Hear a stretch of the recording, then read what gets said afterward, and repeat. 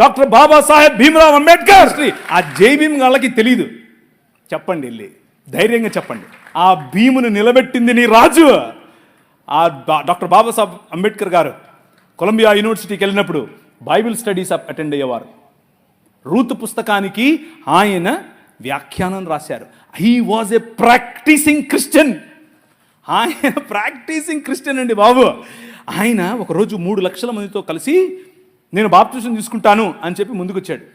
ముందుకు వచ్చి మన మెథడిస్ట్ సంఘంలో ఉన్నటువంటి బిషప్ గారికి చెబితే బిషప్ గారు దానికి కావాల్సినటువంటి పనులన్నీ వసతులన్నీ ఏర్పాటు చేసుకునే క్రమంలో నెహ్రూ గారు ఫోన్ చేశారు. నెహ్రూ గారు ఫోన్ చేసి, ఏంటండి మీరు ఇలా చేస్తున్నారంట, ఇలా చేస్తే మీకు ఈ పొలిటికల్ అపోజిషన్ ఎక్కువైపోద్దని చెప్పాడు.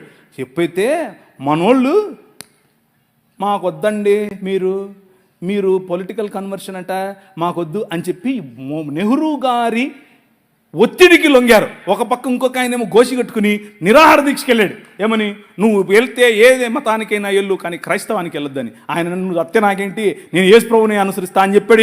ఎవరు? డాక్టర్ బాబాసాహెబ్ భీమ్రావ్ అంబేద్కర్. ఇది నేను కొత్తగా చెప్పేది కాదు, ఇది హిస్టరీ.